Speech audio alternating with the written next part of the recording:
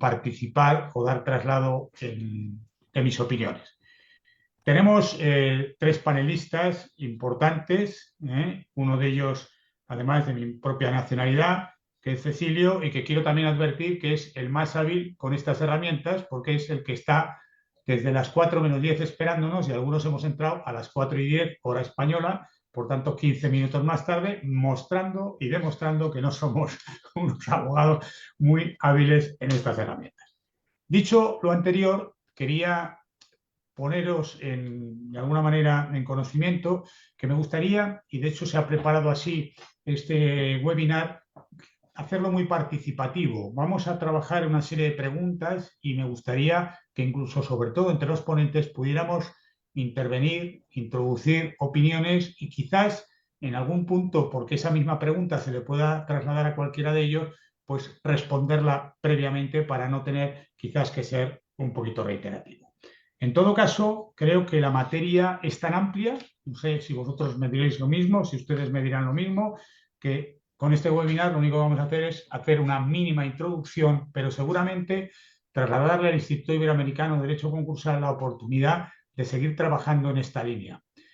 Advierto, y algunos estuvimos en el último congreso en Guadalajara del Instituto, que se hablaba del medio ambiente. Se introducían una serie de parámetros en el derecho concursal que, en particular, yo no he conocido más que en INSOL y en algunas operaciones de cierta envergadura, pero que están marcando el devenir de ese derecho concursal. Esto es lo que quiero que vayamos introduciendo en la tarde o mañana, en este caso, en Sudamérica de hoy.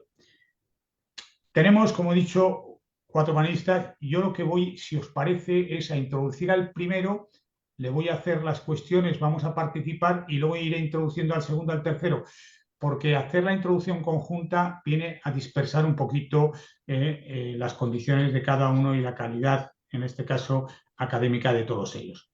Entonces, si no tenéis inconveniente del orden de intervención, aquí me gustaría empezar primero por el que primero ha entrado en este webinar, porque si lleva un cuarto de hora esperando y solamente sonríe, pues que empiece a hablar el primero. Estamos hablando de Cecilio Molina, que es licenciado en la Universidad de Granada, reciente, del año 2010, por tanto, abogado joven.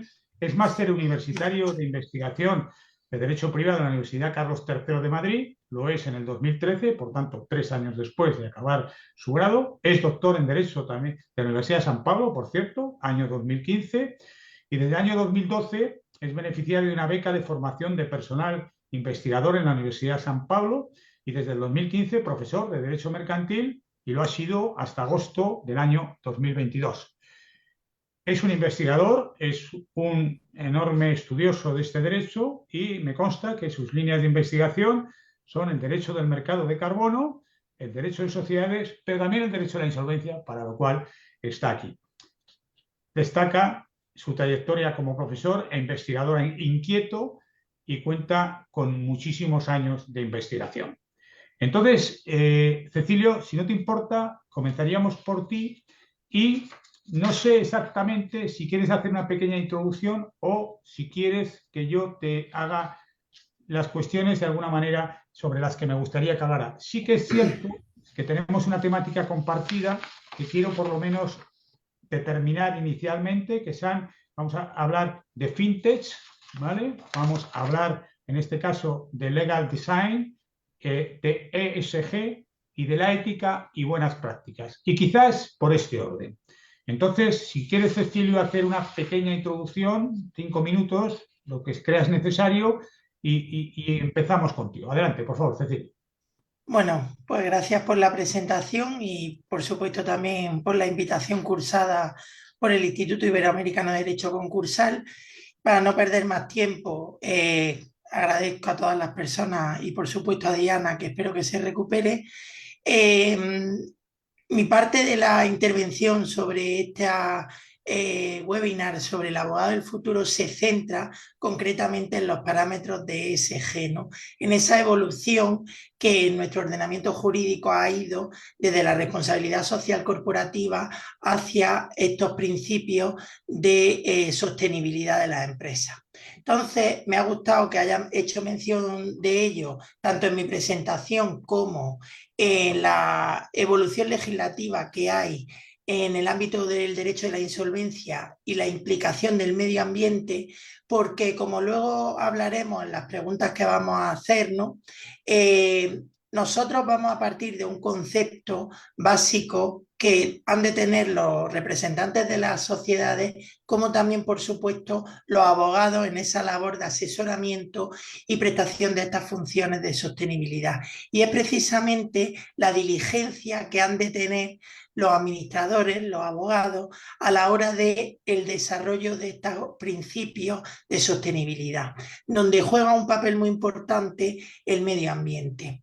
Y partiremos y hablaremos de esa propuesta, perdón, de la directiva de 2019, donde se introdujo la responsabilidad de los administradores, y en ese concepto amplio de grupos de interés, efectivamente, sí que encontramos ya una referencia a todas esas personas, más allá de los acreedores, accionistas y otras personas que puedan tener vinculación con la sociedad, y a partir de ahí, lógicamente, juega un papel destacado las cuestiones sociales y medioambientales.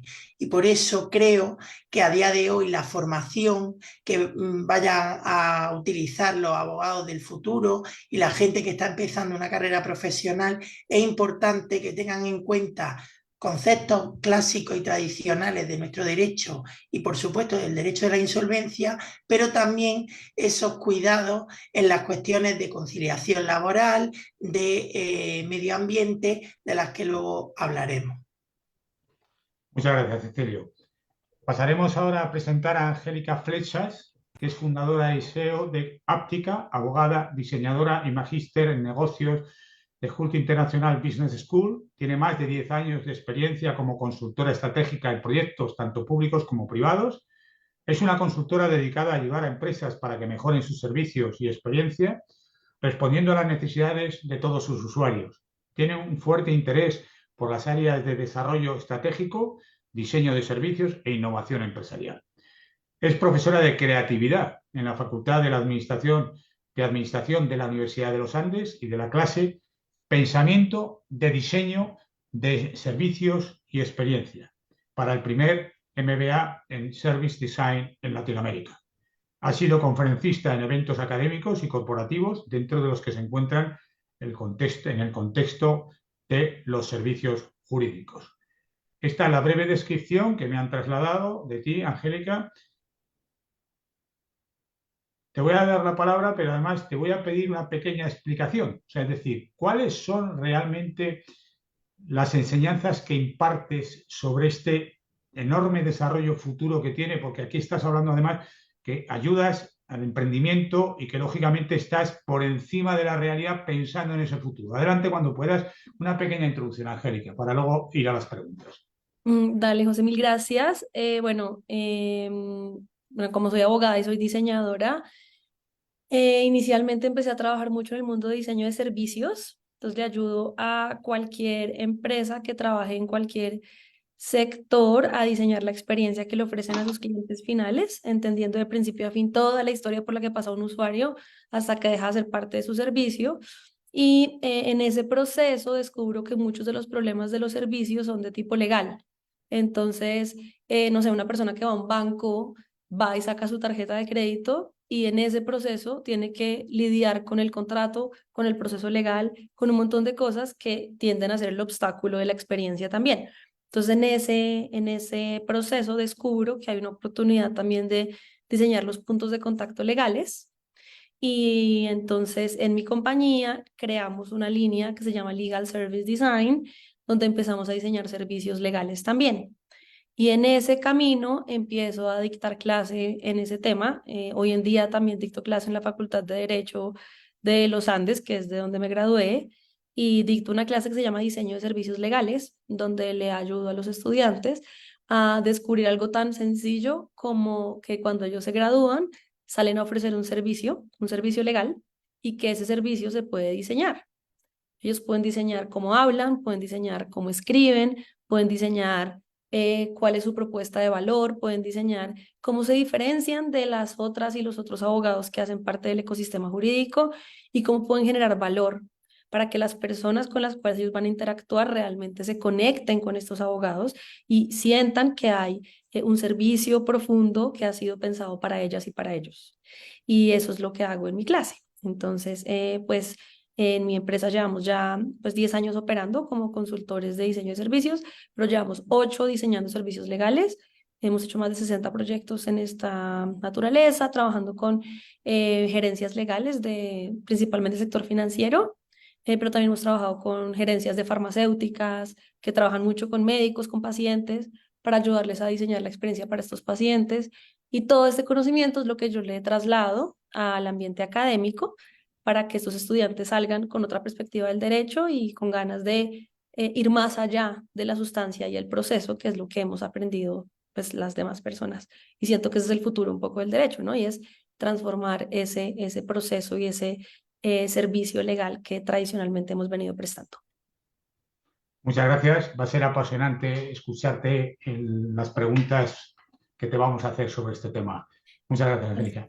Y el último, sin contarme a mí, ponente es Eric Rincón Cárdenas, que es abogado de la Universidad de Rosario, especializado en Derecho Financiero y Derecho Contractual en la Universidad también de Rosario, maestría en Derecho Mercantil, en este caso de la Universidad Alfonso X el Sabio de España, es doctor en Derecho de la Universidad Europea de Madrid, fue asesor de la vicepresidenta jurídica de Presidencia Jurídica en la Cámara de Comercio de Bogotá, trabajó como director de la Facultad de Jurisprudencia en la Universidad del Rosario y luego director de la especialización en Derecho y Tecnologías de la misma institución. Fue gerente general de Certicámara, Sociedad Anónima. Es fundador de Rincón Cárdenas y Moreno Abogados, presidente de Colombia Fintes y abogado asociado de la Facultad de Jurisprudencia de la Universidad del Rosario. Adelante, danos una pequeña impresión, por favor, una pequeña pincelada de las ponencias de hoy, por favor. Bueno, muchas gracias, José. Ahí simplemente aclarar que en efecto me desempeñé como presidente de Colombia FinTech hasta hace cerca de un año, pero sí tengo mucho contacto aún con toda la industria de la tecnología financiera. Un placer estar acá con ustedes, un placer compartir con Cecilio, con Angélica y en general con todas las personas que nos están viendo desde el Instituto Iberoamericano de Derecho Concursal, y contarles rápidamente qué es lo que yo pienso alrededor del abogado del futuro. Yo creo que es el abogado del presente. Ya el abogado del futuro nos ha desbordado, y es que si nosotros como abogados no tenemos una formación interdisciplinar que permita combinar tanto el derecho sustantivo, el diseño, por supuesto, la tecnología y el delivery, que es saber entregar productos o servicios jurídicos, pues seguramente no vamos a tener un buen desarrollo, un buen desempeño profesional. El campo de aplicación hace que nosotros tengamos que combinar esas 4 dimensiones alrededor de lo que uno podría nominar como procesos de innovación jurídica. Y esto hace que muchas veces pensemos que tener de la mano el diseño, la tecnología puede llegar a significar de alguna forma un impacto dentro de la solemnidad o dentro de la ritualidad que caracteriza el derecho, y yo creo que no es así. Yo creo que el derecho se nutre de estas disciplinas para lograr finalmente satisfacer de una mejor forma las necesidades que tienen los diferentes clientes o consumidores de servicios jurídicos en el mercado. Hoy en día, si un abogado no sabe traducir sus ideas a un lenguaje sencillo, un lenguaje directo, un lenguaje que pueda entender la gente, lamentablemente nos encontraremos con muchas dificultades. Si un abogado no sabe utilizar la tecnología, por ejemplo, para ubicarse dentro de un sistema que es muy prolífico de fuentes formales del derecho, también tendremos dificultades. Si un abogado no sabe, por ejemplo, montar un concepto, una opinión jurídica utilizando diseño, pues también va a tener algunas dificultades desde el punto de vista de la aplicación de lo que sería el derecho sustantivo. Entonces siento que de lo que vamos a hablar acá hace parte más de un presente que de un futuro. Y el presente, pues ya nos está desbordando. Muchas gracias, Eric. Lo has dicho claro, estamos hablando de futuro y de presente, no de pasado. El cuarto ponente soy yo. Yo hablaré de la abogacía del pasado. Soy segunda generación de abogado y, por tanto, tengo una visión más amplia de los 50 años, no porque lleve 50 años, ya llevo 42, pero sí porque ya estuve trabajando con mi padre. Entonces, voy a hacer mis pequeñas aportaciones que van a ser más destructivas que constructivas, pero solo para que, por favor, consolidéis ideas.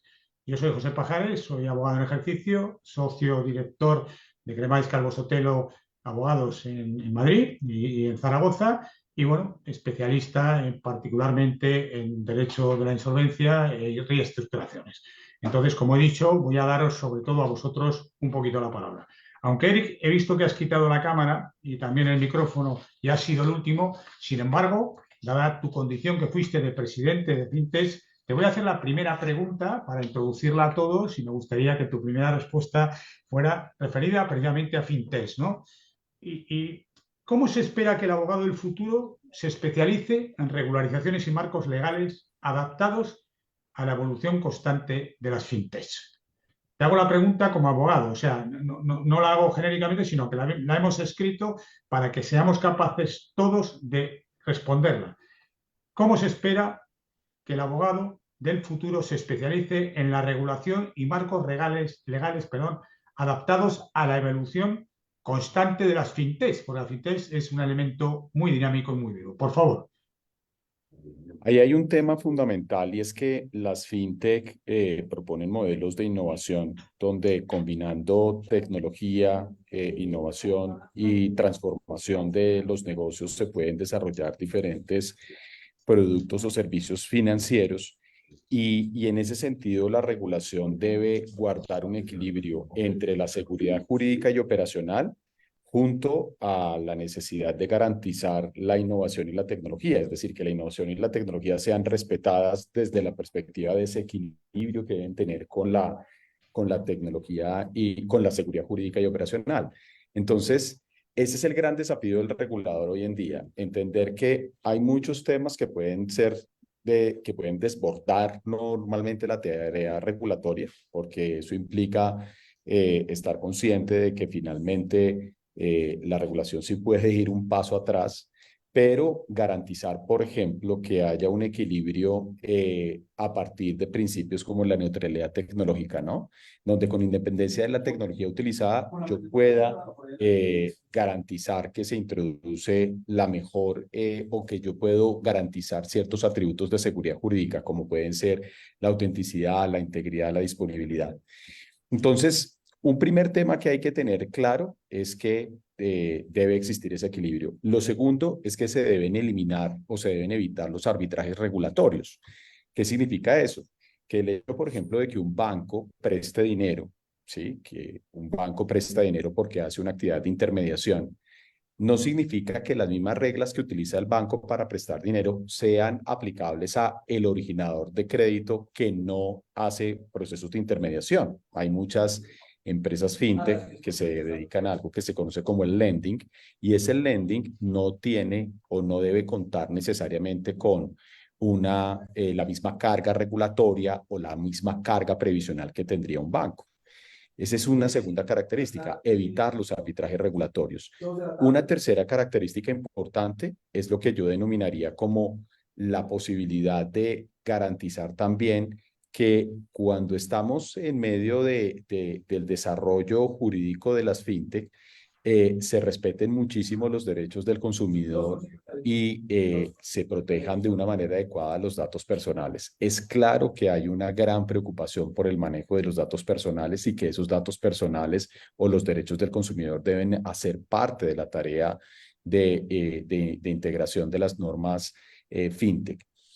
Y algo que a mí me parece, pero es posible que a muchas otras personas tengan opiniones encontradas, es que la intervención regulatoria en las fintech puede tener dos grandes posibilidades de trabajo. Una, la creación de normas generales. Acá en Latinoamérica, por ejemplo, hay ley general fintech para México, para Chile, para Ecuador, Pero hay otra forma de intervenir regulatoriamente el tema y es con normas técnicas, digámoslo así, normas secundarias, que acá en el caso latinoamericano, Colombia y Brasil son los países que tienen mayor desarrollo de normas secundarias para cada uno de los segmentos fintech.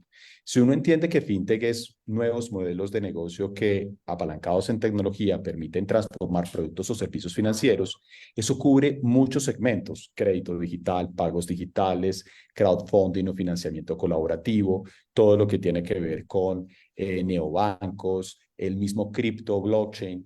Entonces, lograr desarrollar en una sola norma general la intervención adecuada para esos diferentes segmentos es realmente una tarea muy ambiciosa y muchas veces difícil de lograr. Mientras que tener normas técnicas especializadas para cada segmento podría ser algo deseable.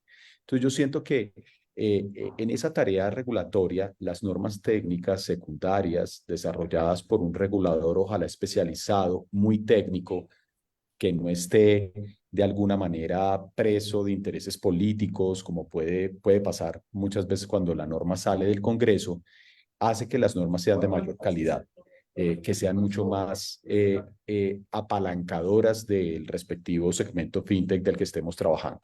Entonces, para resumir, uno, el tema de garantizar el equilibrio entre la seguridad jurídica y operacional y la innovación y la tecnología. Dos, evitar arbitrajes regulatorios. Y tres, el reconocimiento de la heterogeneidad de los segmentos fintech que existen y la necesidad de garantizar que esos diferentes segmentos estén adecuadamente intervenidos regulatoriamente. Y cuarto, muy importante, garantizar que se protejan los derechos de los consumidores y los datos personales de esos consumidores en cualquier intervención regulatoria. Muchas gracias, Eric. Advierto que el futuro es muy parecido al pasado. Es decir, veo que la realidad contractual, la realidad empresarial, la realidad económica va más rápida que la norma. Quiero decir, estamos intentando regular aspectos del derecho de la empresa que en el día a día están funcionando antes de tener regulación, lo cual me satisface en el sentido de que podemos aportar también ideas pasadas.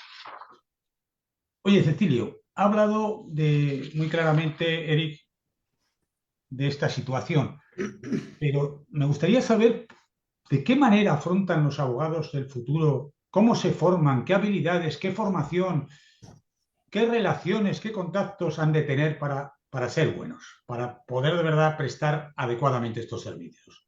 ¿Nos das alguna idea? Sí, claro. Pues es evidente que, como ha señalado Eric, la intervención regulatoria y la privacidad y la seguridad tienen una especial importancia en este punto y sobre todo vinculándolo al tema de mi intervención, que es esa regulación de sostenibilidad, ¿no? Entonces, es evidente también en la figura del abogado, como decía antes, ¿no?, la presencia y la ayuda en las empresas y en los consejos de administración de las cotizadas le lleva a una necesidad de formación en estos aspectos que engloban los informes de sostenibilidad de los que luego hablaremos, pero también en las nuevas disciplinas como el legal tech, la inteligencia artificial, y eso, sin duda alguna, revierte en la propia valía de los profesionales. ¿Y cómo eso se traslada al mundo del despacho o al mundo de la empresa? Pues es evidente también en este punto, en el ámbito de la sostenibilidad, la importancia que cobra el propio valor de la empresa. Y en ese punto, en la combinación de la sostenibilidad y el valor de la empresa, lo que tienen que llevar los abogados es conseguir que con su asesoramiento encontremos la excelencia operacional en todas las etapas y fases de contratos, de relaciones que tengan con consumidores, proveedores, etcétera. En este punto también el desarrollo de las operaciones legales. ¿Por qué? Porque nos encontramos que hay intervención muy importante en cuestiones de fusiones, modificaciones estructurales, operaciones que tienen también su implicación en el ámbito del derecho de la insolvencia y por ello, desde el punto de vista del valor y la sostenibilidad, cobran especial relevancia. Otro aspecto, el talento.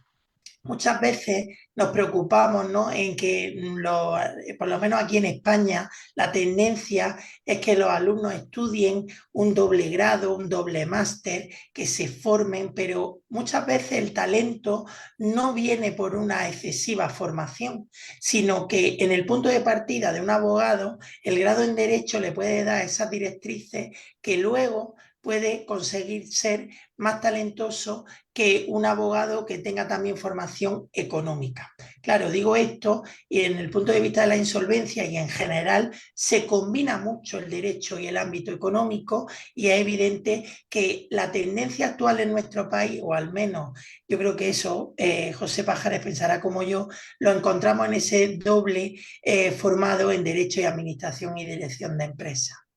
Otra cuestión, los roles de los profesionales. Dentro de un despacho de abogados, y eso nos lleva también a trasladarlo al ámbito de las empresas, podemos segmentar, fragmentar cuál es el rol de los profesionales para dar un asesoramiento y una intervención y una formación muy importante y muy destacada, ¿no? Ya hay cuestiones, ¿no?, que se están llevando incluso desde el punto de vista puramente informático, sin apenas intervención de las personas, ¿no?, como hemos visto hace unos años con la moneda electrónica, ahora estamos viendo con otros aspectos. Entonces, también esa formación del abogado nos puede llevar a intervenir en aquellas ramas o especialidades donde tengamos una formación adecuada.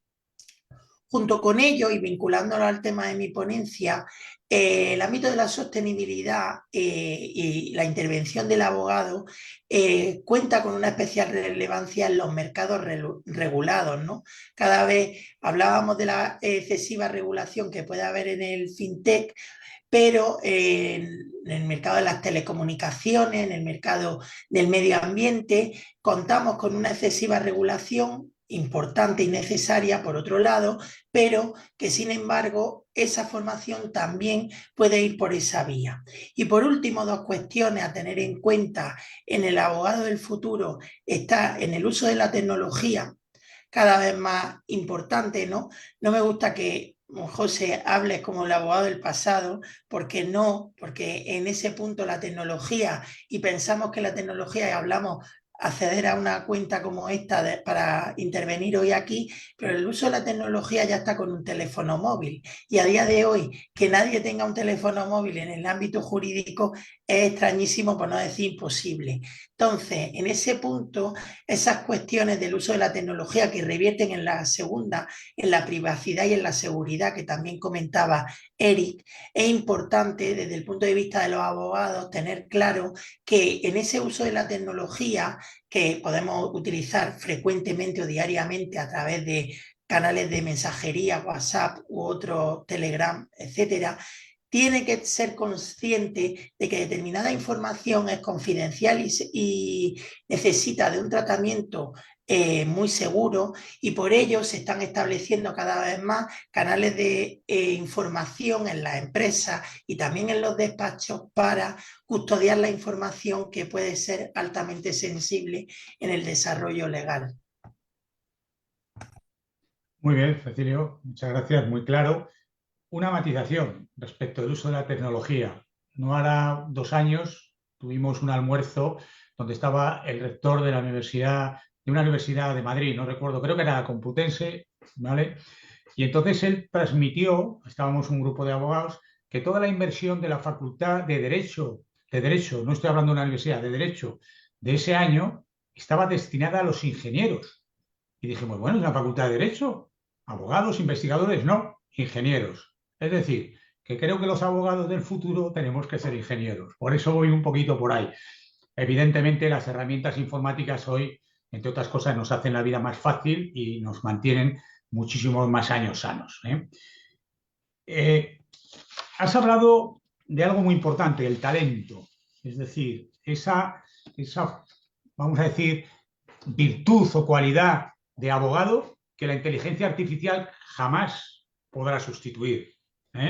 Y sobre esto me gustaría hacerle una pregunta a Angélica. Es decir, ¿de qué manera piensas tú que ese abogado del futuro ese abogado del futuro, puede colaborar con entidades regulatorias y gubernamentales, tipo esos emprendimientos que tú estás haciendo, para mantener ese equilibrio entre ese desarrollo fintech, ese enorme dinamismo empresarial, con la norma regulatoria que, como he dicho antes, a respuestas a Eric, va por detrás. Es decir, ¿de qué manera crees tú que se podría mejorar esto?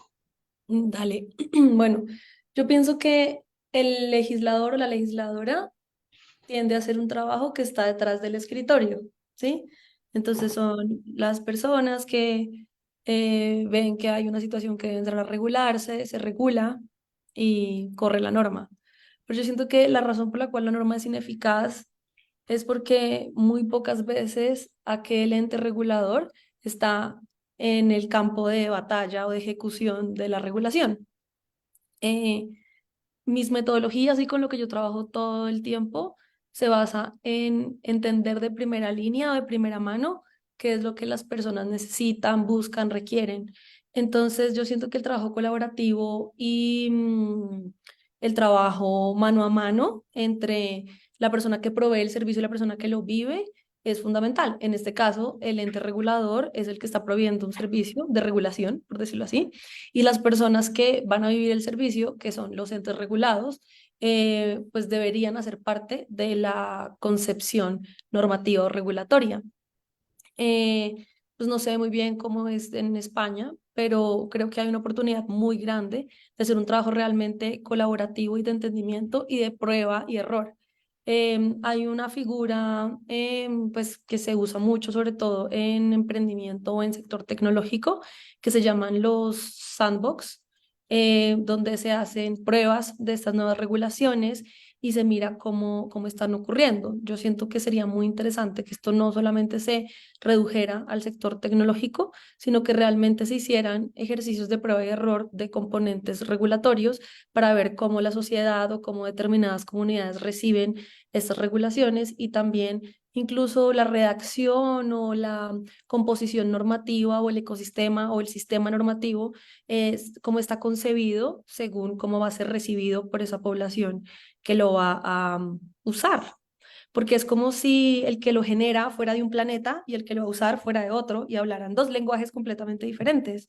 Pero lo que es bonito es que la norma para quién es, para la población del común, ¿no? Para la gente que camina en la calle.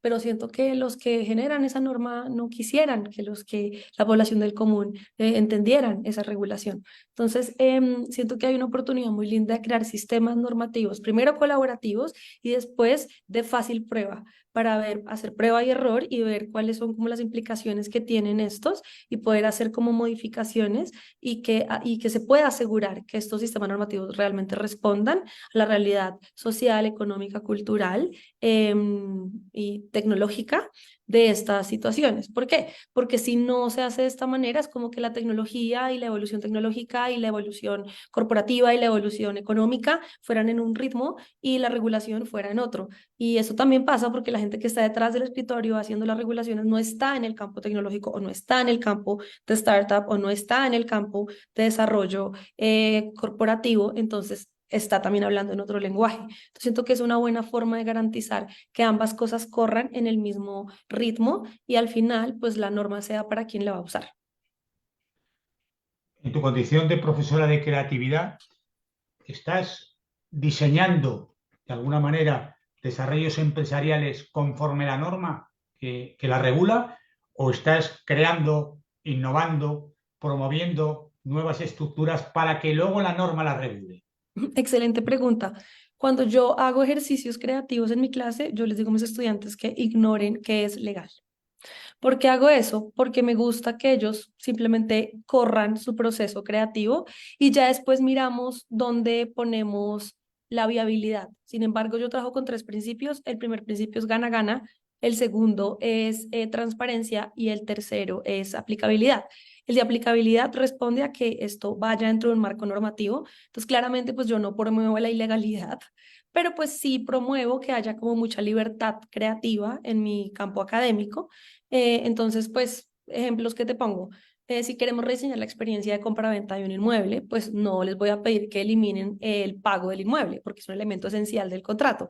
Entonces, si quitamos ese elemento esencial, pues estaríamos desdibujando la figura jurídica en la cual estamos trabajando.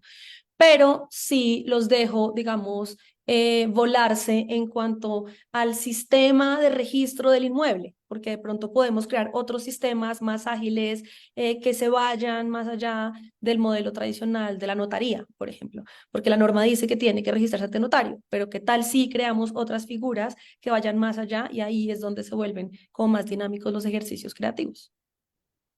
Muy importante, Cecilio, lo que acaba de comentar ella. Es importante diseñar y trabajar entiendo yo que en estructuras nuevas que sean más hábiles, más versátiles, más fáciles.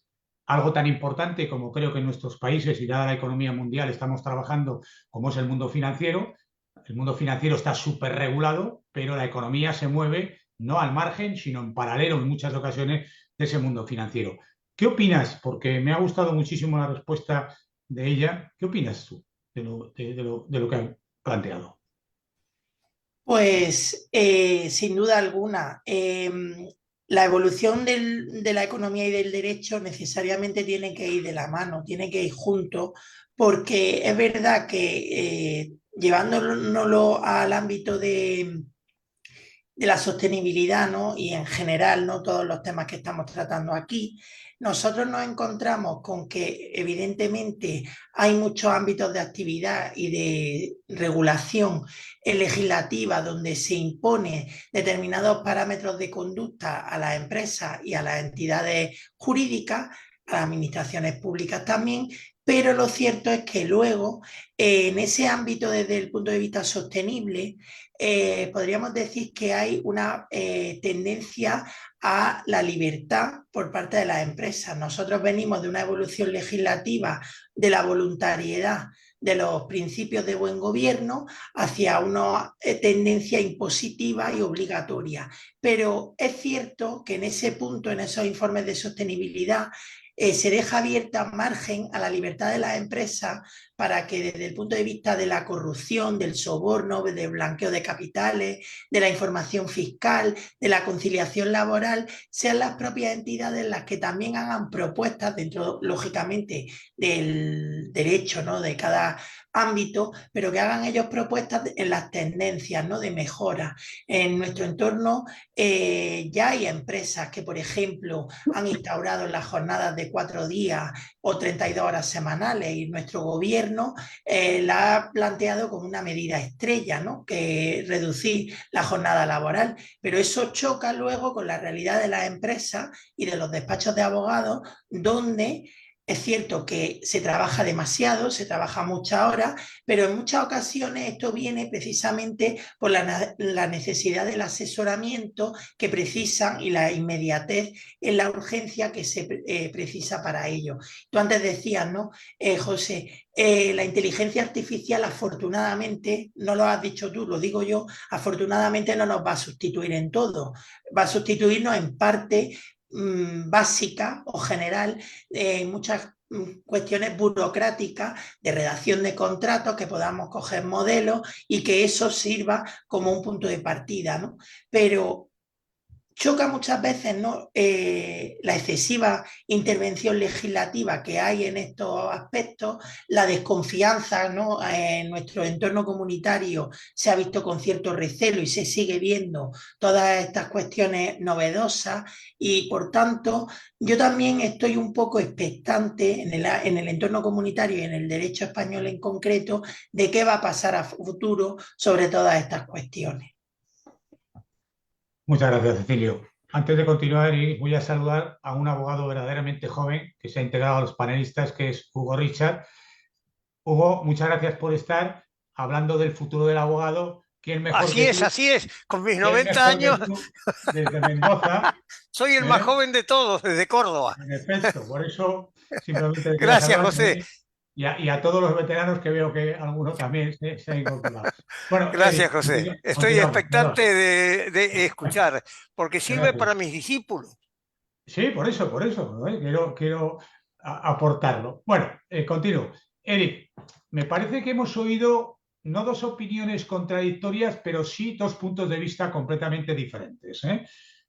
Angélica ha aportado una creatividad, una innovación, un saber hacer con independencia de la norma, ya adaptaremos la norma, y Cecilio, como buen investigador, lo que dice es la norma y la norma. No exactamente, está claro, pero vamos a ver qué podemos hacer. A mí me gustaría, en tu práctica y en tu experiencia, oír tu opinión sobre ese mismo aspecto, que no deja de ser una parte de diseño y de innovación respecto a la economía de mercado, haciendo además, en la parte que me corresponde a mí, una referencia a que la libertad del mercado genera riqueza, genera movimiento, genera rotación. Y hoy en día estamos, particularmente en lo que conocemos en Europa, en un mercado no regulatorio, sino absolutamente controlado, regulado y sancionado. No podemos hacer absolutamente nada que no esté normativamente establecido. Me gustaría saber tu opinión, por favor. Bueno, yo creo que estamos en medio de dos extremos, como lo decimos acá en Latinoamérica o en Colombia específicamente. Por un lado, los que creen que es mejor pedir perdón que pedir permiso. Y por otro lado, los que se atienen, pues básicamente a las facultades que define la norma, piden permiso antes de pedir perdón. Yo creo que el innovador siempre va a pedir perdón antes de pedir permiso, ¿cierto? Pero eso no significa que esté actuando de manera ilegal o antijurídica. Ahí lo que es más importante es acudir a las instituciones, es decir, la protección de las instituciones jurídicas básicas nos van a definir un marco de referencia importante en la tarea de quien está desarrollando innovación. Angélica mencionaba un momento el ejemplo de los sandbox. Acá en Colombia no ha funcionado el tema de los sandbox, por ejemplo.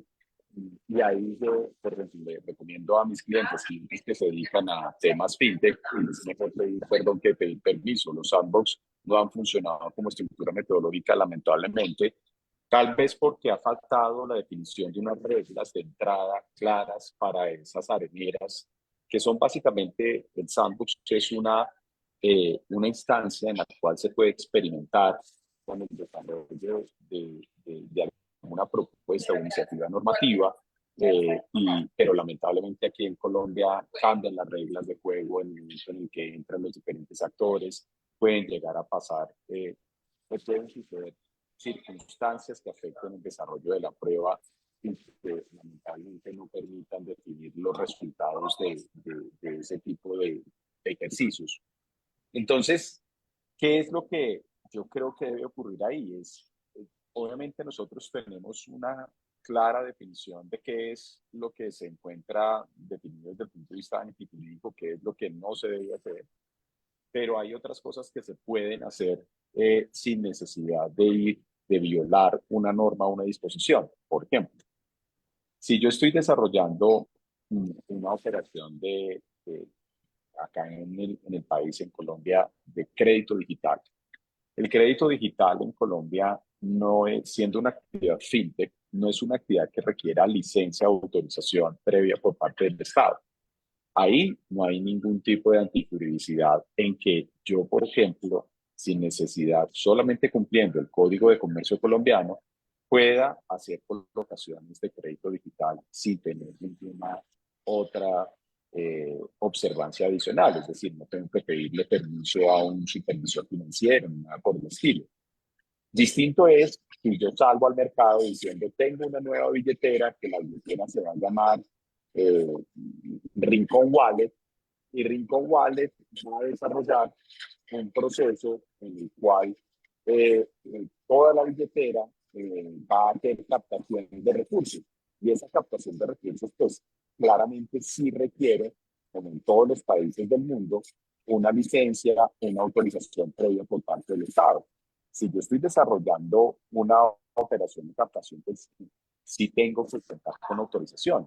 Y ahí es muy importante que el emprendedor o quien esté desarrollando, por ejemplo, una startup, esté arrancando un modelo de negocio, sepa cuáles son las bases de la regulación. Yo no puedo decir, no, como yo soy emprendedor y yo soy excesivamente creativo, yo no voy a aplicar ninguna norma porque me coartan la creatividad. No, Yo tuve un caso de unos emprendedores extraordinarios tienen una idea maravillosa sobre financiación alternativa de paneles solares, es decir, tiene que ver con energías limpias, y ellos lo que estaban haciendo era un proceso en el cual pues tienen un impacto incluso para el medio ambiente, tienen un impacto para la sociedad extraordinario, pero en el momento en el que estaban financiando su operación, lo que hicieron fue recibir los dineros de diferentes amigos a través de la cuenta de ahorros o la cuenta corriente de uno de los fundadores. Entonces yo les pregunté, bueno, yo Eric Rincón, tengo 3 amigos, ¿no? Es más, de esos 3 yo creo que sobra uno, es decir, tengo por ahí 2 amigos muy cercanos. Yo le dije, ¿cuántos amigos tienen ustedes que les han aportado a su desarrollo empresarial? Me dijeron 2.500. Yo le dije, mire, qué pena, pero pues esa es como la canción de Roberto Carlos, que yo quiero tener 1.000.000 de amigos. Pues me parece maravilloso que tengan tantos amigos, pero eso que ustedes están haciendo es captación masiva. Y la captación masiva necesita una licencia, necesita una autorización por parte del Estado para poderse desarrollar. En los cables que ustedes están haciendo en este momento, eso es francamente no solamente ilegal, sino que se está metiendo en un problema penal. Acá en Colombia la captación masiva es un delito. Entonces, inmediatamente pues, lo se ve al siguiente escenario es, bueno, han cometido un error, no sabían ustedes esa definición normativa, pero hagamos una cosa, lleven esa plata que han recaudado a un encargo fiduciario, llévenla a una fiducia, utilicen un vehículo financiero y pueden seguir desarrollando su proyecto, pero con la intervención de una entidad vigilada. Ese tipo de cosas creo que sí se deben advertir al momento de crear una idea o de tener un modelo de negocio innovador. La innovación, yo creo que no debe nunca ser enclaustrada en normas o enclaustrada digámoslo así, en condicionamientos jurídicos. Pero sí debo saber perfectamente qué es antijurídico y qué no, ¿cierto? O sea, sí debe haber un conocimiento básico. Es como el conocimiento de lo bueno y de lo malo, ¿no? Ese conocimiento debe existir para que el innovador no se vea afectado posteriormente en su desarrollo empresarial con algo que puede ser claramente ilegal. Y eso es lo que yo creo que puede llegar a ser importante al momento de montar algún proyecto que implique innovación. Y es, obviamente, tratar de que el emprendedor tenga esas bases que le permita, eso no significa conocer derecho, pero sí puede ser asesorarse de una manera básica o puede ser tener la asistencia de algún tipo de herramienta que le permita definir que lo que está haciendo no raya en la legalidad. Porque en este caso esta gente no tenía ni idea. Ellos pensaron que todo lo estaban haciendo bien y que estaban recibiendo plata de unos amigos. Tienen muchos amigos, lo cual me parece maravilloso, pero pues había claramente una captación que es masiva e ilegal. El sandbox si un sandbox funcionara bien, permitiría hacer varias intervenciones regulatorias. En eso yo creo que, de hecho, yo estoy de acuerdo con Angélica que ese es un extraordinario instrumento. Lo que pasa es que acá en Colombia no funcionaba para nada. Y es, un sandbox debe funcionar, o bien sea para crear una norma, o bien sea para modificar una norma, o bien sea para eliminar una norma del ordenamiento jurídico que facilite la innovación. Hacia allá debe ir, por ejemplo, el desarrollo de esas arenderas o de esos sandbox. Coincido plenamente con tu opinión en este sentido. Hago una pequeña matización en el sentido de que esa máxima principio general del derecho que todos tenemos, que la ignorancia de la ley no exime de su cumplimiento, cada día está más lejos de la realidad, porque no todo el mundo puede conocer el derecho.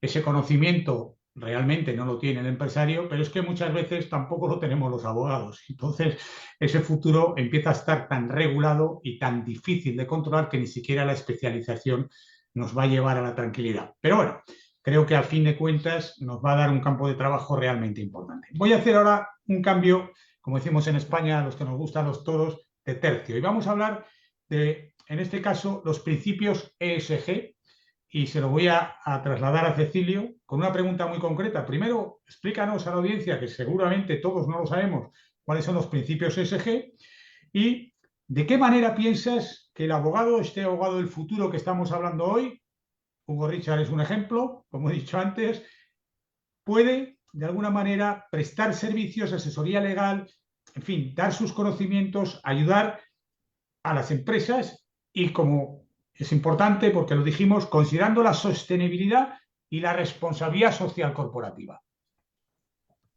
Pues bien, en el entorno comunitario, como he venido diciendo en mis intervenciones, hemos pasado de una regulación de la responsabilidad social corporativa conforme a esos principios del derecho norteamericano, basándonos en cuestiones sociales y medioambientales fundamentalmente, hasta el día de hoy, donde nos encontramos en el ámbito de la sostenibilidad. En ese punto, y a día de hoy, ¿dónde nos encontramos con la sostenibilidad?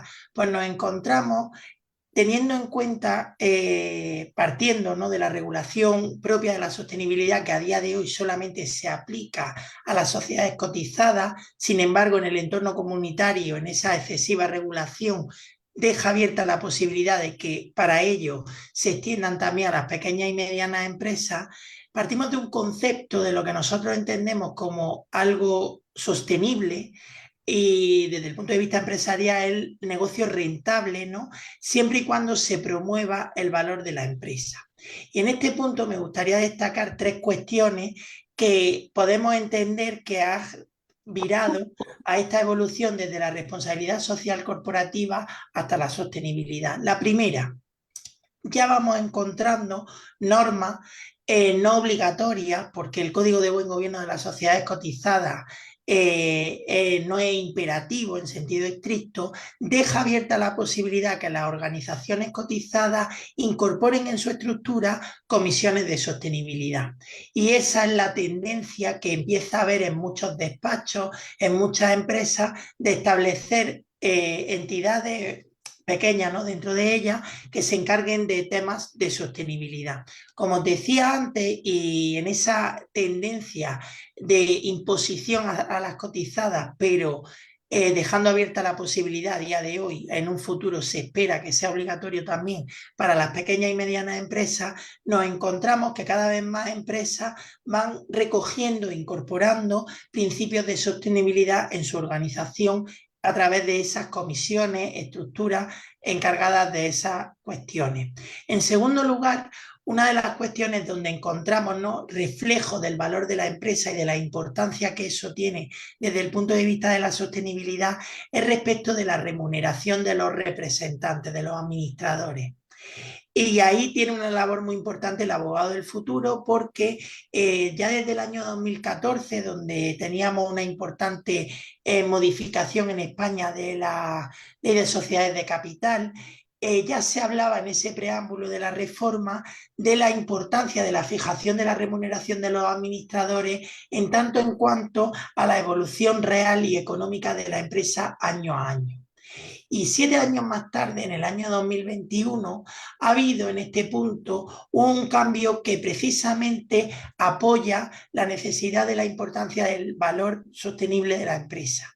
Y es que hasta el año 2021 nos encontrábamos en nuestra regulación que los consejeros de las cotizadas necesariamente tenían que ser remunerados. Nosotros tenemos un sistema legislativo que deja abierta la posibilidad a la gratuidad del cargo de administrador para las sociedades de capital no cotizadas, pero como digo, desde el año 2021 ese carácter necesariamente retribuido ya no lo es, porque precisamente donde encontramos un reflejo en esa evolución sostenible de la empresa es también en la remuneración de los administradores. Este ha sido, y conectándolo con el tercer punto sobre dónde podemos encontrar presencia de la sostenibilidad y a partir de ahí el asesoramiento de la sostenibilidad, lo llevamos a al ámbito concursal. Lo hacía muy bien en la introducción de este webinar José Pajares y hablaba, ¿no?, de la vinculación del medio ambiente y del derecho de la sostenibilidad. Y es que en todo momento, como os decía yo también siguiendo esa introducción, en nuestra directiva del año 2019, la directiva 2019/1023, en esa directiva donde se incorpora un principio de la responsabilidad de los administradores y vincular a todos los grupos de interés, nos encontramos la importancia que tiene la diligencia debida de ellos, porque ya en ese punto, y conecto con esa reforma del año 2021 sobre la remuneración de los administradores, también hay una modificación legislativa muy importante y muy interesante sobre la importancia que tiene que tener para los representantes de las sociedades el concepto de dar mayor importancia al interés de la sociedad respecto al interés personal. Muchos autores y muchos estudiosos del ámbito jurídico consideraban una duplicidad en ese principio respecto del deber de lealtad, pero en mi opinión el deber de lealtad hace más bien enfoque sobre el objeto económico de la sociedad frente al deber de diligencia, donde podemos encontrar un paraguas más amplio respecto de la diligencia, puesto que en este punto el interés social va más allá y lo vinculamos a todas las cuestiones que tengan relación con la sociedad y en este ámbito con todos los aspectos novedosos que estamos hoy abordando. Muy claro, gracias, Cecilio. Angélica, me gustaría conocer sobre eso tu punto de vista y dado tu trabajo y en tu condición también de profesora, ¿cómo lo haces? O sea, cuando te encuentras con emprendedores que desconocen esta normativa, que no la tienen en su perímetro y en algún caso que no son transparentes, que van a lo suyo y que de alguna manera no es que vayan contra ley, pero van en paralelo, ¿cómo lo haces en fin, para aportar, para que de alguna manera se regulen debidamente esto? En fin, ¿cuál es tu idea? Perdón. Bueno, entonces, como te contaba, trabajamos con 3 principios. Entonces, para que la aplicabilidad exista, nosotros sí hacemos un levantamiento del marco normativo.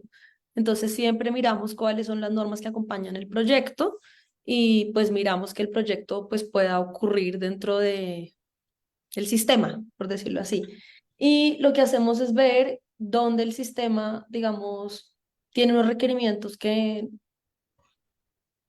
no voy a decir que son saltables, pero como que no son realmente justificables, por decirlo así, y que hay una Bueno, oportunidad para entrar y crear oportunidades para mejorar esas experiencias.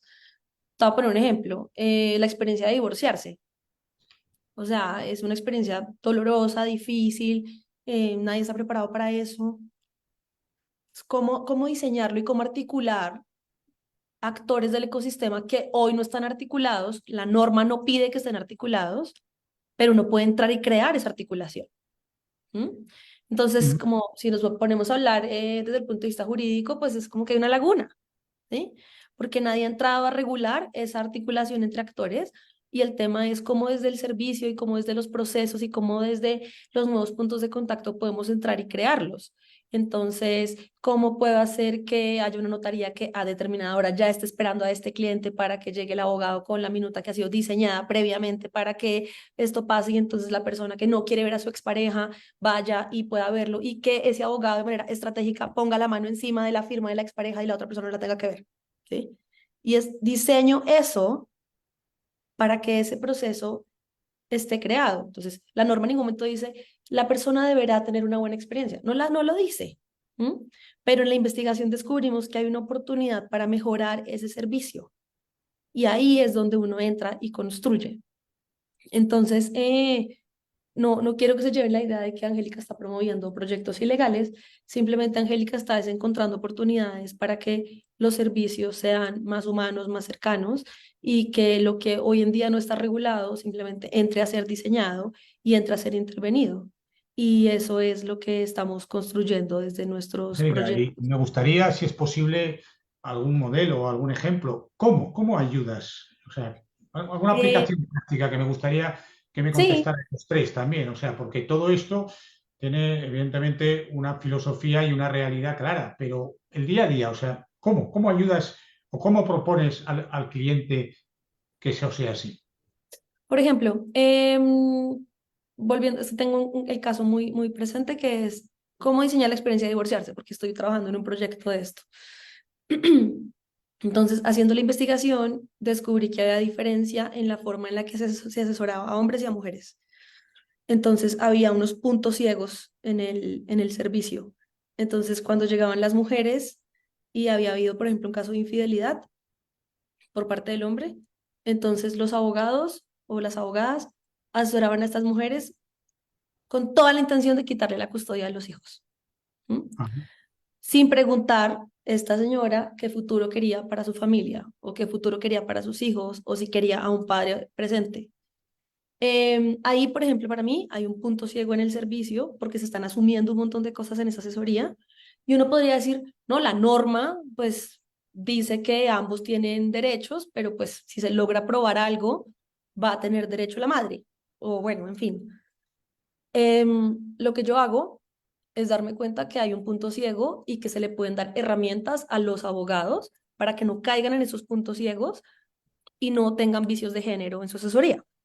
Entonces, ¿qué es lo que yo diseño? Diseño un formato de preguntas que los y las abogadas pueden hacer y así garantizar, por ejemplo, cuál es tu visión de futuro de familia, que es una pregunta que normalmente los abogados no van a hacer, porque no se proyectan hacia, hacia el rol de persona, sino las conversaciones irán muy en torno a los bienes, irán muy en torno a los derechos, pero no frente al futuro que esta persona proyecta como persona. Un segundito. Ever, estoy dando una charla, perdón, no puedo abrir. Entonces, en ese sentido, cuando estamos en el proceso de diseñar esa experiencia y de diseñar ese proceso, yo entro y creo nuevos puntos de contacto, que en este caso es un protocolo de determinadas preguntas que se pueden construir para garantizar que esta persona que está prestando un servicio, que es una asesoría legal, haga unas preguntas adicionales para evitar esos puntos ciegos. Y en ese sentido, su asesoría está yendo más allá de lo legal. Yo estoy yendo más allá, porque me di cuenta que divorciarse es más allá de lo legal. Tiene que ver con tu nueva vida. Muy bien, Entonces, mi trabajo es crear ese protocolo y diseñar ese tipo de cosas. No sé si el ejemplo es claro. muy bien. Eric, ¿algún ejemplo de cómo lo haces?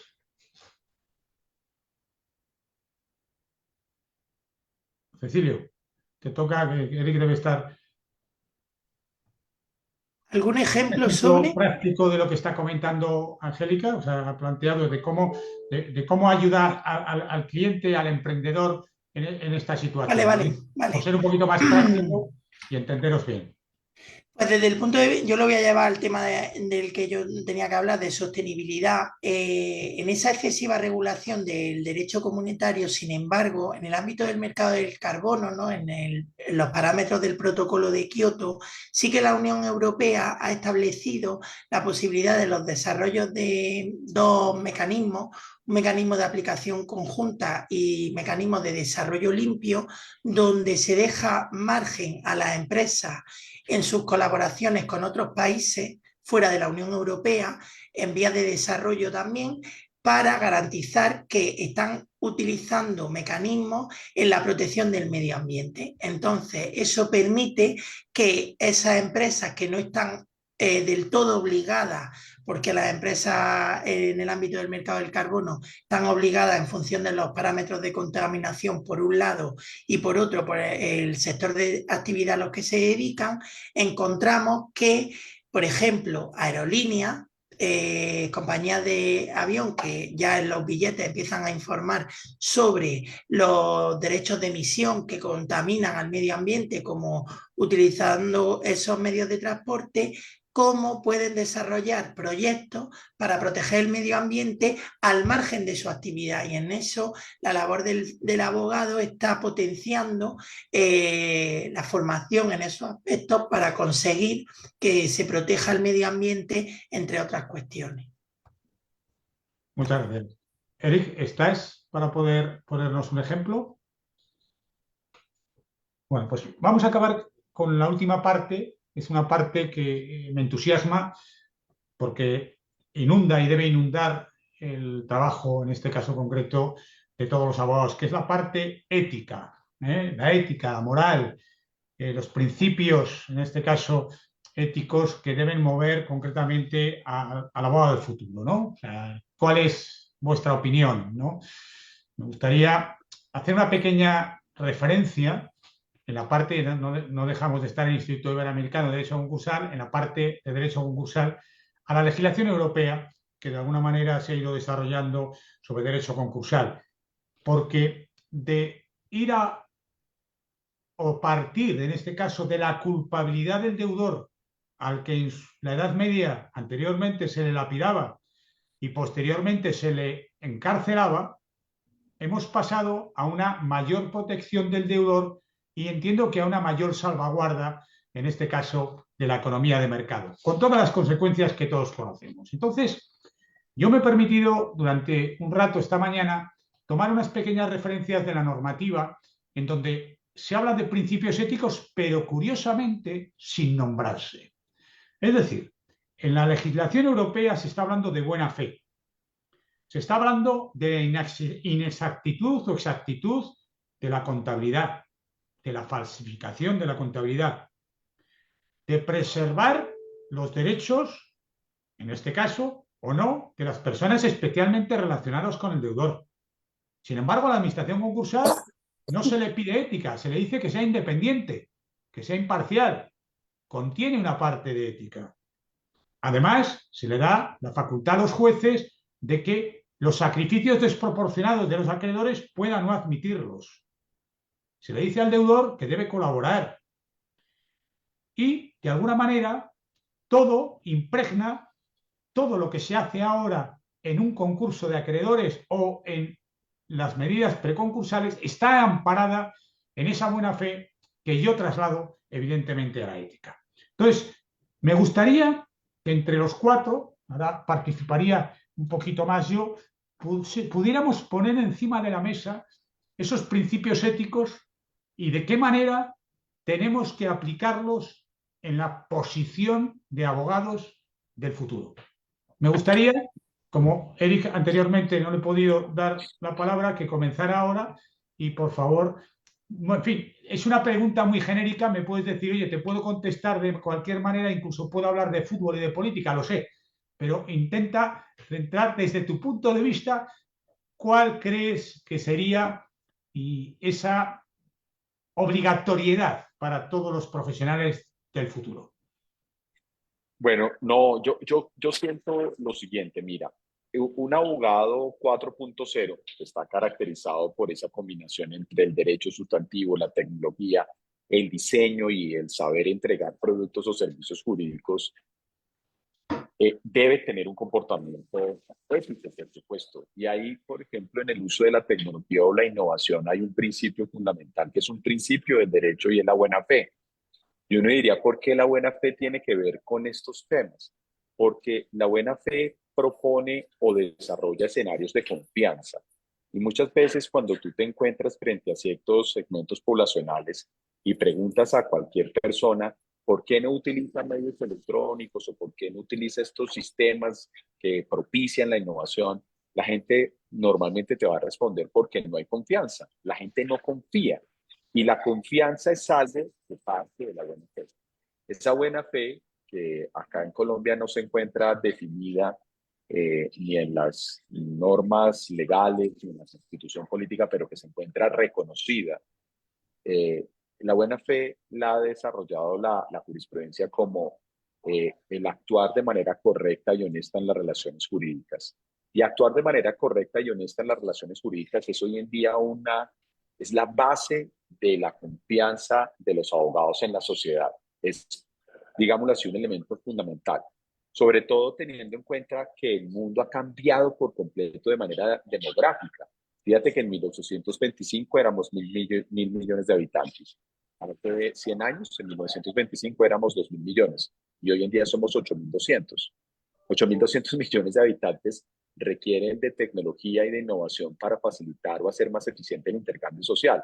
Y eso solamente se logra utilizando esquemas que propicien la buena fe, el comportamiento ético.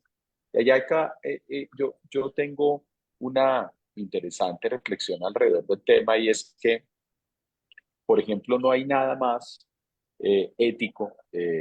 Voy a dar un ejemplo de la vida real. Un abogado, mejor dicho, mi suegro, que no es abogado, que es ingeniero civil, me pidió hace unos años un favor de analizarle un contrato y un problema que tenía en materia de derecho civil, bienes inmuebles acá en Colombia. Y ese es yo no sé de derecho civil bienes, o sea, debía saber, ¿no? Pero hace 25 años, cuando salí de la carrera, pues sabía algo. Hoy en día, pues no, porque me hiperespecialicé en un tema, y hoy en día no era capaz yo de analizar con todo lujo de detalles el problema que él me estaba proponiendo. Entonces le dije, mira, yo no sé mucho de esto, pero podemos contratar a la máxima autoridad acá en Colombia en derecho civil bienes.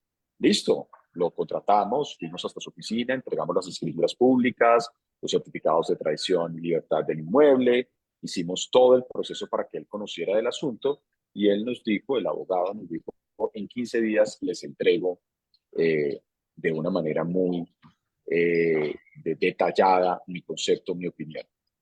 A los 15 días a nuestros correos electrónicos llegó el concepto, 35 páginas donde nos estaba dando su opinión jurídica, y la opinión jurídica arranca con la siguiente frase: en las pandectas de Justiniano.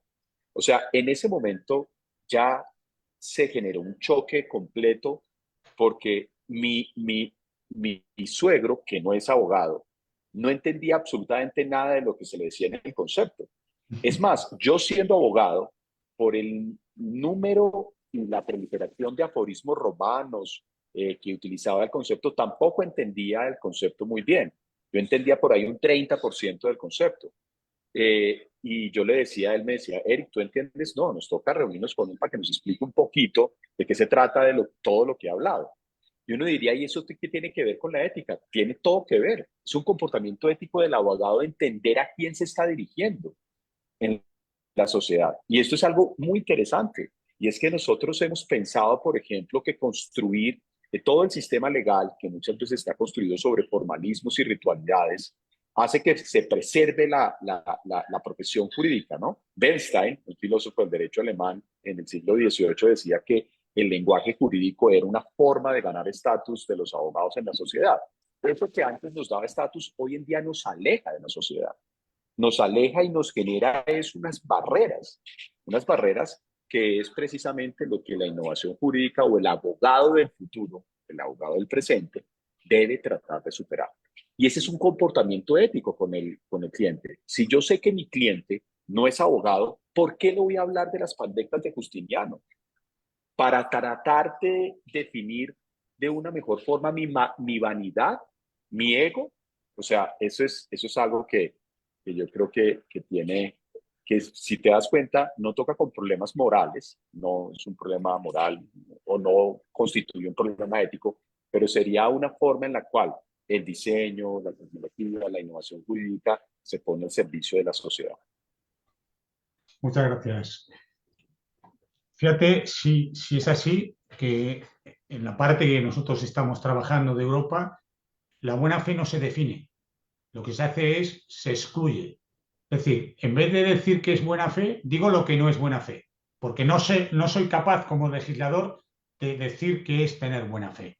Entonces eso, evidentemente, es algo muy importante en los profesionales del pasado, del presente y, como estamos hablando ahora del futuro.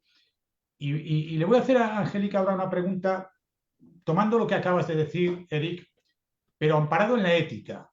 Es decir, para mí, la ética va por delante de la norma. O sea, la ética mueve a la realidad y conlleva a que la realidad modifique la norma. En cambio, la moral no. La moralidad, de alguna manera, se sustenta en las costumbres, en los usos, en el día a día. Bueno, será o no ético, pero puede ser moral. Entonces, creo que esa parte de ética, esa parte de innovación, de creatividad, que es un poco lo que has estado explicando anteriormente, es otra buena herramienta, ¿no? Para trasladarle a tus clientes, a los creadores. ¿Qué opinas, Angélica? Mm, yo creo que las personas con las que yo trabajo, tanto en el ambiente académico como en el ambiente profesional, están constantemente buscando caminos para resolver los retos que sus abogados o su entorno jurídico no les han resuelto, ¿sí? Em, y esto, yo te confieso, la primera vez que yo tuve una conversación con un abogado sobre legal design y le dije, yo quiero traducir estos documentos para que al final la persona que los va a leer los pueda entender. O yo quiero darle herramientas a esta firma de abogados para que cuando entreguen un concepto el cliente lo pueda entender. Ese abogado se rió y me dijo, gordita, pues que a mí no me interesa que me entiendan. Prefiero que no me entiendan para que me tengan que seguir llamando. Y uno podría decir, y pues ahí concuerdo con lo que dice Eric, pues que eso no es ético, porque entonces tu dominio de tu rol es confundir a tu contraparte para que te sigan llamando. Eh, y ya con el tiempo se dieron cuenta que este tipo de metodologías y herramientas, al contrario, lo que pueden hacer es crear puentes de conversación y relacionamiento mucho más potentes. Pero mientras todo el sistema se transforma, que es muy grande, porque además todo nuestro alrededor tiene complejo y connotación jurídica y puntos de contacto legales, todo. O sea, si ustedes ven la mesa que tengo acá al lado en mi cocina, tiene recibos de luz y de agua, y esos son puntos de contacto legales, son facturas. Entonces, todo nuestro alrededor tiene componentes legales. Entonces, de aquí a que todo el sistema jurídico se transforme, pues las personas están buscando la forma de ellos ser los dueños de sus puntos de contacto legales y poderlos entender. Entonces, como las firmas de abogados no los están transformando, entonces me llaman las gerencias legales y me dicen, yo los quiero transformar. O incluso ni siquiera las gerencias legales, las cabezas de HR o de pues, talento humano, me dicen, quiero yo rediseñar el contrato laboral para que las personas que trabajan conmigo puedan entenderlo. Entonces, no sé si la conversación es sobre ética o sobre moral, pero lo que sí sé es que es una conversación sobre quiero que la gente la pase mejor, quiero que mi proceso sea más ágil, quiero que mi experiencia sea más útil. Y al final termina teniendo una connotación ética porque si tú entiendes lo que dice el documento o si tú entiendes lo que dice tu abogado o si tú entiendes lo que dice la persona que te está contratando, pues estamos en igualdad de condiciones en la relación. Entonces hay una consecuencia ética, pero o sea, mi conversación con las personas con las que estoy sentada no parte desde la ética, parte desde la experiencia del usuario y parte desde el interés de que algo que ha estado, como siempre lo digo yo, metido en una caja negra que solo algunas personas que estudiamos derecho dominamos, salga de esa caja negra y pase a ser parte de la conversación cotidiana de todas las personas con las que interactuamos, que es lo que debería hacer, porque para eso es que es el derecho, para la gente, no para los que lo estudiamos. Estás hablando de algo básico, igual que Eric, de la profesionalidad, ¿vale? Y esa profesionalidad, si lo es ética, sin ninguna duda. Cecilio, en esa parte de sostenibilidad, de responsabilidad corporativa, ¿qué valor le das a la ética? Pues bien, el valor no se lo doy yo, se lo da el ordenamiento. Yo parece que soy aquí el rancio de los cuatro porque me estoy pegando al ordenamiento, pero en este punto sí que creo que la ética tiene presencia en el ámbito de la sostenibilidad porque la Unión Europea, en una propuesta de la directiva sobre la diligencia debida en materia de sostenibilidad, anima a las grandes empresas, que son aquellas que están obligadas a las cuestiones de sostenibilidad, a apoyar a las pequeñas y medianas empresas. ¿Y cómo lo van a hacer? Pues, por un lado, mostrándoles su asesoramiento en estas cuestiones y sobre todo, y lo más interesante desde el punto de vista ético, es que si sus propias cuestiones de sostenibilidad afectan a la viabilidad de esas pequeñas y medianas empresas, clientes, proveedores con los que tengan contacto o relación comercial, han de suprimir la aplicación de todas esas cuestiones de sostenibilidad para evitar la desaparición del tejido empresarial mayoritario en nuestro entorno. Nuestro entorno, en España sobre todo, pero en el entorno comunitario, un elevado porcentaje del tejido empresarial corresponde a pequeñas y medianas empresas. Entonces, el ordenamiento le dice a las empresas que en el ámbito sostenible tengan cuidado en tanto en cuanto puedan afectar a esas otras pequeñas y medianas empresas. Y luego, desde el punto de vista ético, ¿cómo encontramos reflejo en el ámbito de la sostenibilidad? Con la transparencia. Hablabas tú antes, José, desde el punto de vista concursal, la importancia de la información en cuanto a la culpabilidad futura en el concurso de acreedores, porque precisamente en el procedimiento especial para microempresas hace referencia a que la presentación de documentación no solo contable, sino también cualquier información relativa a por qué ese microempresario abre ese procedimiento especial de microempresa, nos lleva a la obligatoriedad de tener una conducta de buena fe, y en este punto que toda la información que se presente a través de, en nuestro caso, de cuestiones digitales, sea veraz y responda a las cuestiones concretas y reales del caso. Y desde el punto de vista sostenible, ¿cómo encontramos reflejo en esa transparencia? En los informes de sostenibilidad. Las empresas ya cada vez más venían presentando informes de buen gobierno corporativo que solamente se centraban en cuestiones propias de la empresa, pero estos informes de sostenibilidad van más allá y no solo se quedan en las cuestiones societarias del órgano de administración, de la Junta General o cuestiones del reparto de dividendos, sino que ahora también vamos más allá con cuestiones de la información fiscal sobre corrupción y soborno, qué medidas están utilizando las empresas en estas cuestiones, los derechos humanos, qué medidas también de protección de los derechos humanos desarrollan las empresas, cuestiones sociales y relativas al personal, antes he hecho mención de ello en cuanto a qué propuestas de conciliación hacen las empresas, y sobre todo, y lo más destacado, las cuestiones medioambientales del ejemplo, ¿no?, que antes he planteado al hilo de esa transparencia. Muy bien, muchas gracias, Cecilio.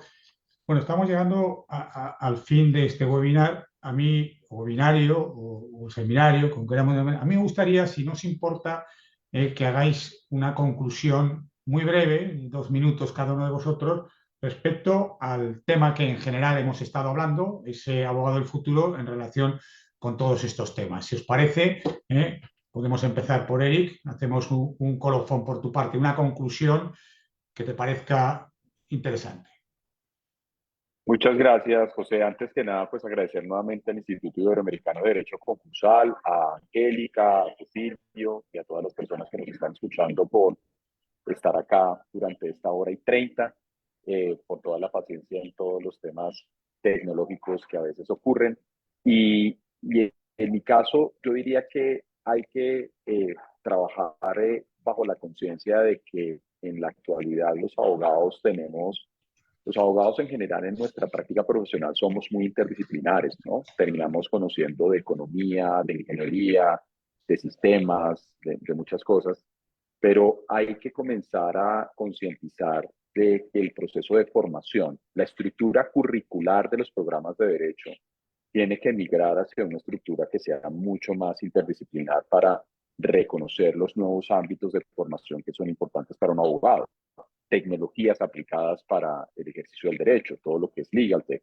El legal design, la necesidad de trabajar los temas desde el punto de vista del diseño, desde el punto de vista de cómo puede intervenir un proceso, un trámite, un documento de una forma que maximice la experiencia del usuario, la experiencia del cliente. En tercer lugar, un tema muy importante, y es cómo se deben entregar los productos o servicios jurídicos. Siento que muchas veces la formación de los abogados, por lo menos eso sucede en Latinoamérica, está condicionada a que nuestras facultades de derecho piensan que nosotros deberíamos ser unos muy buenos empleados, ¿no? Y no nos forman para el emprendedurismo jurídico. No sabemos cómo montar ni siquiera un plan de negocios, nunca nos enseñan de marketing jurídico, cómo construir una marca propia, cómo calificarle a un cliente no sabemos cómo construir una propuesta comercial. Y esos son temas que son esenciales hoy en día en el desarrollo de los abogados. Y por supuesto, entender que esa formación debe estar caracterizada por la interdisciplinariedad desde esos dominios, ¿no? Tecnología, diseño, derecho, algo que obviamente no puede descuidar las áreas de profundización jurídica que son tradicionales en el ejercicio de nuestra profesión, pero que sí debe tener en cuenta que hoy en día los clientes están esperando algo tal vez diferente, ¿no? Nosotros nos hemos acostumbrado a construir soluciones jurídicas que normalmente van a ser revisadas por otros abogados, por otros colegas. Y eso pasa en muchos casos, pero en la mayoría de las situaciones son personas que no tienen conocimiento jurídico y que requieren soluciones más directas, mucho más oportunas, mucho más, digámoslo así, dirigidas a lo que sería, digámoslo así, la solución de un asunto. Entonces, es eso nada más. Muchas gracias, Eric. Cecilio. Perdona, que es que tenía problemas para activar el audio. Pues desde el punto de vista de la sostenibilidad, hablabas tú, ¿no?, de la buena fe.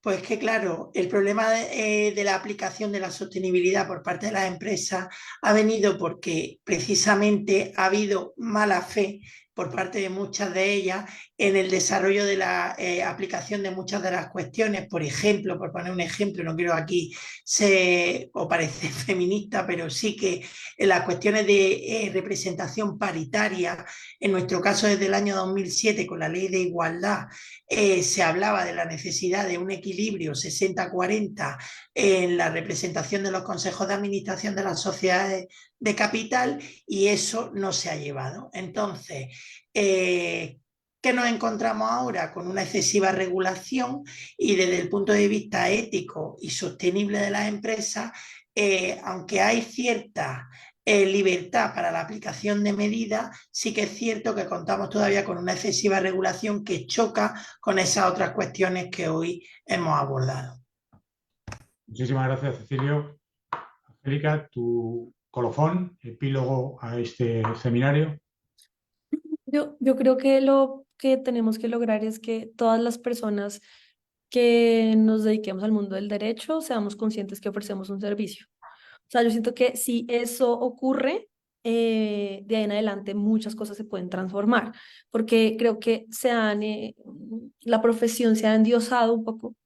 Entonces, en ese sentido, tenemos superpoderes en muchos sentidos y se nos olvida que al otro lado hay una persona para la cual prestamos un servicio, que ese servicio se puede diseñar, que nos podemos apalancar en múltiples herramientas para que el servicio sea más eficiente, más corto, que pueda tener múltiples formas de ser cobrado, que se pueda apalancar en diferentes plataformas, que, o sea, cuando tú le das una connotación de servicio, aparecen muchas formas de ser transformado y ya no gira solo en torno a ti, sino gira en torno a toda la pluralidad del sistema dentro del cual ese servicio puede existir. Y entonces empiezan a aparecer los puntos de contacto del servicio y puedes transformar las personas, los objetos, los canales, los procesos que hacen parte del mismo. Ya no eres tú el único protagonista, sino la coexistencia de todos estos. Y de ahí en adelante todo es intervenible. Entonces, si hacen parte de una firma de abogados, véanlo como un servicio. Si son estudiantes, véanse como personas que se están formando para prestar un servicio. Si hacen parte de una gerencia local, ustedes prestan un servicio a las personas a las cuales les prestan ese servicio, que son actores internos de la organización o actores externos de la organización, que serían los clientes. Y de ahí para adelante ya todo se puede diseñar.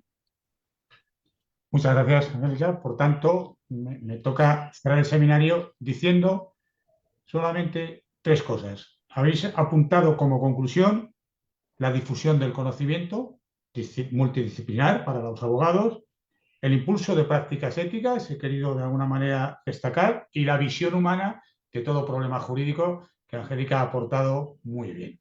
Bueno, creo que Diana nos está escuchando. Si está grabado, que nos escuche. Nuestros mejores deseos de recuperación. Muchísimas gracias a los tres y hasta otro día a todos. Gracias. Gracias, que estén bien. Muchas Muchas gracias. gracias, hasta luego, que estén bien. Gracias por la invitación.